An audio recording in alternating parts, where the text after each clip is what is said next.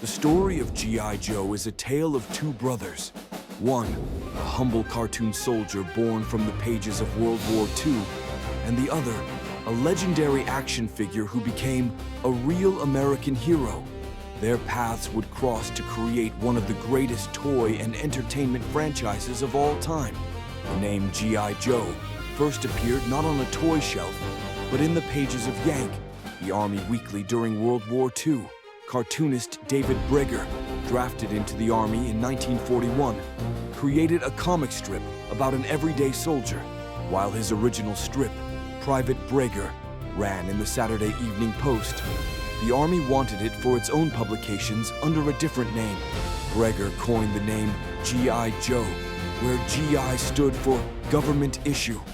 This character, an antithesis to the super soldier he would later become, was freckled, soft-bodied, and represented the resilient, humorous, and perfectly human spirit of the American soldier.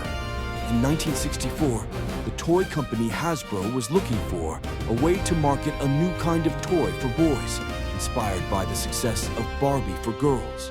They licensed an idea from inventor Stanley Weston for a military-themed doll, and, under the guidance of Hasbro executive Donald Levine, developed America's Movable Fighting Man. To distance it from traditional dolls, they coined the term action figure. This original 12-inch figure had 19 points of articulation and was initially offered as soldiers from 4 branches of the U.S. Armed Forces. It was a massive success, but as public sentiment turned against the Vietnam War, Hasbro shifted the line away from military themes. The toy was rebranded as the Adventure Team in 1970, focusing on exploration and adventure. It introduced innovations like Kung Fu Grip and Eagle Eye Vision. Despite these changes, the original line ended in 1978. The franchise was reborn in 1982 in a meeting between Marvel Comics and Hasbro. Hasbro wanted to relaunch G.I. Joe as a smaller 3.75-inch figure line, but lacked a core concept. In a pivotal moment, Marvel editor Jim Shooter suggested that G.I. Joe should be the code name for an elite anti-terrorist unit, not just one man. The creative baton was then passed to writer and former soldier Larry Hama. Hama adapted many ideas from a Nick Fury pitch and built the rich universe we know today.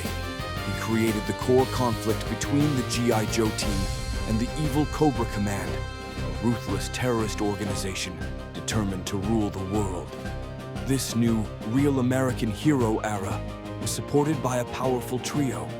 The toys, the 3.75-inch figures, each with a unique code name and specialty. The comic, the legendary Marvel comic series written by Larry Hama, which treated the characters with seriousness, drama, and military authenticity. The cartoon, the animated series that brought the battle to Saturday mornings. This synergy created an unstoppable force in pop culture, with the comic book famously outselling The Amazing Spider-Man at its peak.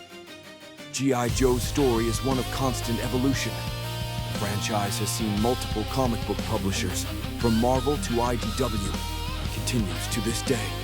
The toys have also evolved, with Hasbro's current G.I. Joe classified line offering highly detailed 6-inch figures for a new generation of fans and collectors. In recognition of its impact, G.I. Joe was inducted into the National Toy Hall of Fame in 2004.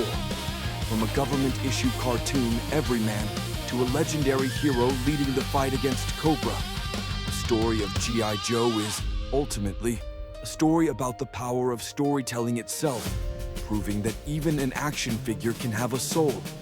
This story is dedicated to the creators, writers, artists, and fans who have kept the Joe versus Cobra battle alive for decades.